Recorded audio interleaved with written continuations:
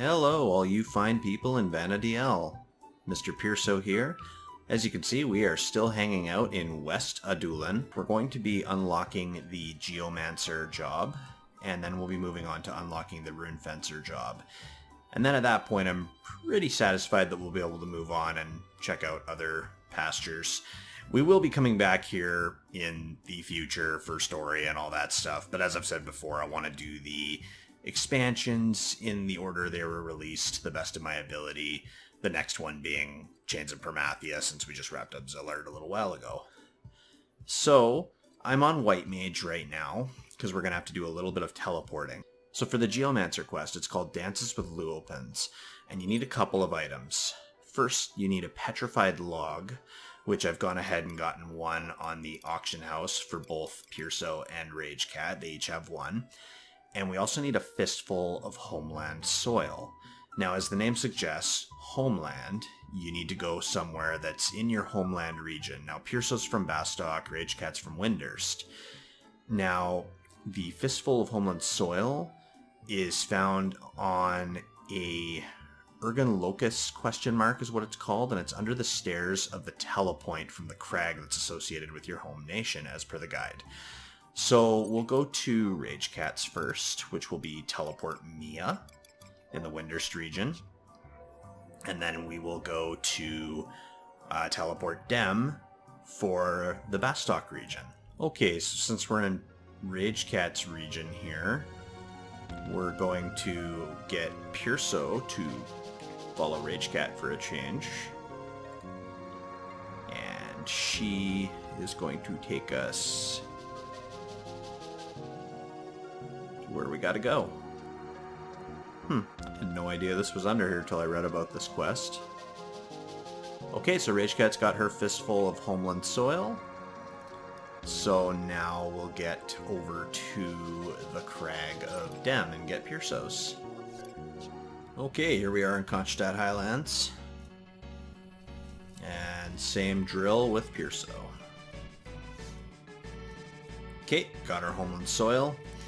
Let's make our way back to Adoulin, and I do have Adoulin set as the home point for both Mrpierso and Ragecat. Okay, we're back in Adoulin, and we're going to head back to Sylvie, the NPC that got us started on the Geomancer quest, and then we'll move on to the next part of the quest.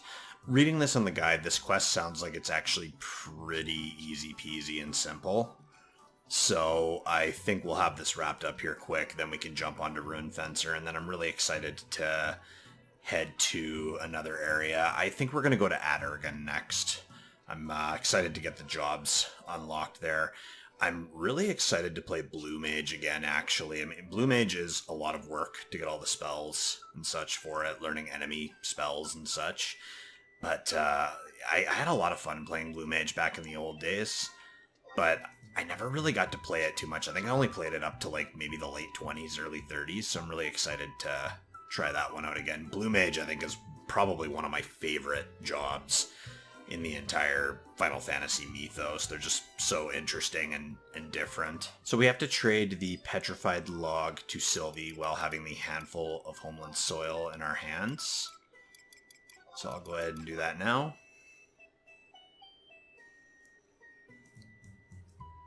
Right, all you needed was the perfect combination of a petrified log and a fistful of homeland soil. Alright, let me have at 'em. Oh boy, don't get weird again. Oh, crafting? Ack! And, oh no, whew. Alright, let's try this again.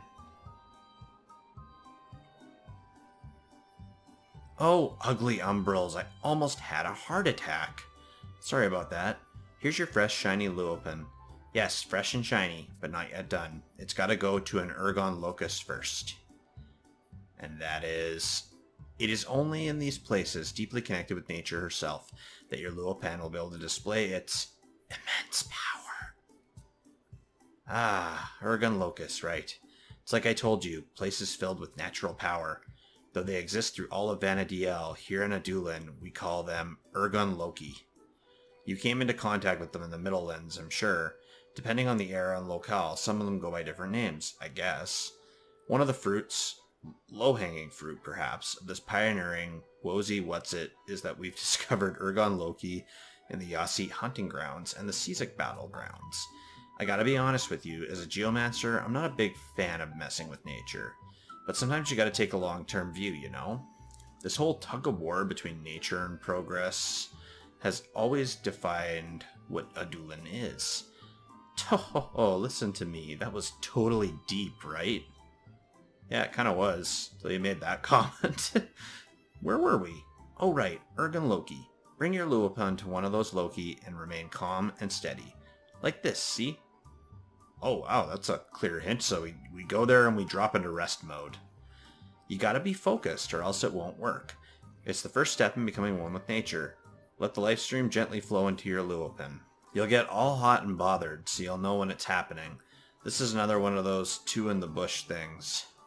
And just when you think you've had all you can stand, I'm sensing a lot of innuendo in these I didn't want to be immature and bring that up, but it seems like they're purposefully being innuendo-based here. And just when you think you've had all you can stand and are about to explode, you'll finish and feel the... fuck you, Square Enix. I'll have to touch up your Luopan when you're done, so make sure to come back. You know, the forest isn't the friendliest of locations. I hate for anything to happen to your penis to you. There you have it. Now get going. You know, I haven't had too many moments in my gaming career where NPCs have made me feel extremely uncomfortable, but if I had a top 5, this would definitely be one of the 5. Don't ask me who the others would be. I don't know off the top of my head. Okay, we're out in the Caesic battlegrounds. We just have to head south, it looks like, to get to the area we need to go. And as far as I know, the Aragnites down there don't aggro. I know these Mandies don't aggro. They don't even link either. This is actually like a fantastic place to come out and level up and skill up between like 80 to 99. And yeah, nice little place. I like the music out here. It's relaxing. This view just looks gorgeous. I really can't wait to explore these places at some point in the future. And I have come out here a little bit off camera just to do some meriting. And I even brought my Dark Knight job out here and did a little bit of EXPing as well and got that up to level 80. I've been largely playing that job off camera. And as you can see, it's busy out here. When I came out here to level up on my Dark Knight, these Mandies were getting killed so quickly. Like, it was literally like playing whack-a-mole just trying to grab one. So, I mean, great to see people out using the area, though. I mean, trust aside, it kind of reminds me a little bit of the old days when you're actually seeing other players out in the area with you and competing for mobs and all that. This is brand spanking new territory for me. Okay. Oh, they did mention an island in the guide. We have to get out to an island. Okay, so this definitely looks like what we're looking for here.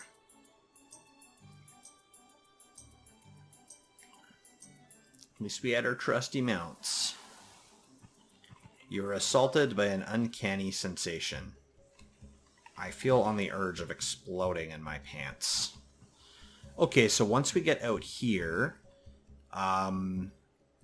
go to Caesic Battle K10, small island off the coast of Ergon Locus. Use the heal command next to the Ergon Locus. Rest until you see the following message. You feel a mystical warmth welling up inside of you. Now focus. Attune with nature. Don't focus on the fact that your tippy toes are the only thing technically touching the ground right now, and that technically you'd be rolling backwards down that hill and probably smoking your head off of that log. A few moments later. Well, there we go. You feel a mystical warmth welling up inside of you. So at this point now, all we have to do is return to Sylvie and report our progress. That is uncomfortably close to her face. This is positively momenterific. Let me get a good look. Oh gosh. There, I applied a thin astral patina to your Luopan to keep it in tip-top shape. Now you can use it in your geomantic adventures. You know, Icky said that this Luopin business was brought to Adoulin 10-something years ago by a woman from abroad. Quite the convenience, wouldn't you say? She has also said that same woman taught us about the waypoints. I don't know much more about it. Sorry, I was rambling again, wasn't I? Anyway, you can't actually use your Luopan to its full extent unless you become more experienced in geomancy. Aw, look at you with those sad eyes. Fear not. It won't be long before you've mastered both parts of geomancy. Don't tell me you forgot what they are already. Fine, let's review. Indie spells are energy centered around the Geomancer, while Geo spells are energy centered around the Luopan. It's probably easier if I just show you. Oh gosh. Please don't hurt me. This is Indie. Okay, so it's like an aura. I've seen people using that in the field. And this is Geo. Those more experienced with the ways of Geomancer get to use both at once. Not a bad deal if you ask me. As an aside, the fields created by Indie and Geo are collectively known as colures. When we use the terms Indie and Geo, we are simply using the short form of Indicolors and Geocolors. This is probably a lot to take in. Don't lose heart, though. You'll be a magnific Geomancer before you know it. And by the powers vested in me, I declare you Geomancer and Luopan. Ah, wait, all this time and I never even asked your name. Mrpierso, it was a pleasure working with you. With all you've done to get this far, you must be itching for some kind of prize. I thought being able to become a Geomancer and end this conversation was the prize. Normally the Luopan itself would be enough, but you've been such a good sport that I got you a little gift. This is called the Geomantic Handbell. With it you can bring out the true strength of your geomancy spells. Just don't forget to equip it and leave it in your back pocket like the last initiate. And another present for you. The Plate of Indie Poison is your first official weapon in your geomantic arsenal. Make sure you use it wisely. Thanks for putting up with a ditzy klutz like me all this time. Maybe one day you'll become as fantabulous of a geomancer as I am. Perfect. We can become a Geomancer, and we got some items. Let's take a look. So, according to the guide, it's a good idea to make sure that you hold on to the Matra Bell. Apparently you don't get many of these handbells, and I think you might, according to the guide, you need it later for probably the Artifact Armor quest. So we'll make sure we hang on to that in our Mog wardrobe. And we've got our first Geo level 1 spell. And I'm curious to see what the job emote's going to be for Geo, so let's take a look at that. Hear ye, hear ye! Now I got a thing on my head. Moogle. Well, that is, that's fabulous. Okay, we've got Geomancer taken care of, and let's now move on to unlocking Rune Fencer. Okay, so moving on to unlocking Rune Fencer, we need to go find a Yasi Wildflower Petal at K7 of the Yasi Hunting Grounds. Now again, I don't have a map, but looking online, the Yasi Hunting Grounds are actually immediately accessible to the north, right out the gate of Western Adoulin. So we need only go up this way and zone into the new area. Now make sure to be inconspicuous and not draw any attention to yourself like an asshole. Giant turtle it is. Giant freaking turtle. Okay, so we need to get to K7. We're currently in J10. Let's do a little stomping around here.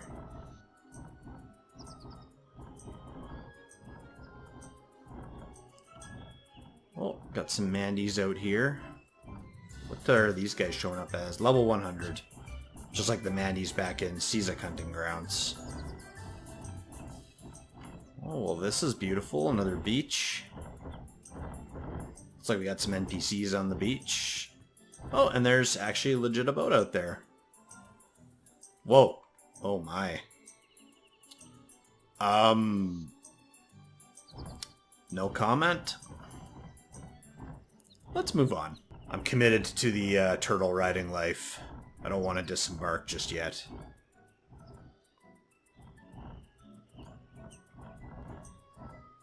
Yeah, I'm thinking those must be like grasshoppers, or I mean they look like insects.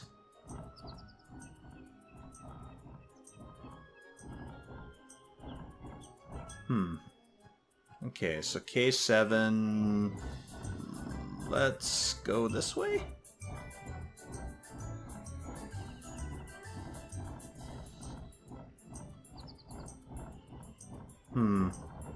Might need to loop around. Let's see. Case... Yeah, I'm almost thinking maybe we should have gone the other way. Let's backtrack. Romping through the woods and I don't know where I'm going. Oh wow, look at these. They're like clusters of butterflies, and I'm betting they're like level 100 plus or some bullshit. Wow. I don't even think bear spray would help you if you came hiking in these parts, just saying. Okay, so K7 should be right over here. Now, if you are doing this quest and following this along as a guide or whatever, it does say that the mobs out here don't aggro, so long as you stay away from the beach and the wildflowers. However, Umbral, which appear at night between 2000 and 0400, are aggressive to sight and magic. Okay, so we just gotta watch out for those asshole fish, I guess. Run, be free, my turtle friend. Until I call upon you again. Okay, we'll just stay away from those asshole, ugly-ass fish out there. Okay, we got the Yasi Wildflower Petal. This doesn't sound like it's going to be too complicated of a quest either. Okay, we're just heading back to talk with Octavian, who we got this quest from in the first place. Just got to talk to him, do one more thing, I believe, and then we will have Rune Fencer unlocked. There's the guy right there. Oh, hello. No, I'm not giving you my credit card number. I can tell by the smile you're wearing that your travels did not overly wear you down. Wait but a moment, and you shall have your attunement. Now to mix the Yasi Wildflower Petal you brought with a runic stone ground into a fine powder. Double, double, runes and rubble, magic burn and matter bubble. And so, the preparations are complete. That incantation may have looked simple to the untrained eye, but that is only because I've distilled the process down to its very essence. How is your constitution? My vitality, it's pretty good for a level 80 paladin, if I'd say so myself. While inscribing runes may not leave scars, some report that the emotional stress of the event is quite overpowering. Not to mention the physical pain. Well, shall we begin? Please be gentle. Yeah, okay. Just get it over with.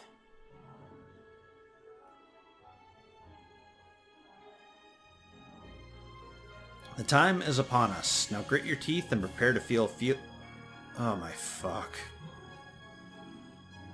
They just went out of their way to make this shit weird. Ugh, that hurts. So good. I mean... You still remain conscious, I see. Yeah, I'm stubborn like that. Exquisite. But that was only the end of the beginning. Now 'tis time to deploy your runes that will inscribe the heavens. Attempt to inscribe the heavens. So according to the guide, you have to click this rune enchantment thing. The number of times you have to click it is random. It's anywhere between 1 and 100. Now if you think that's weird, this is FF11. This is FF11. Let's do it.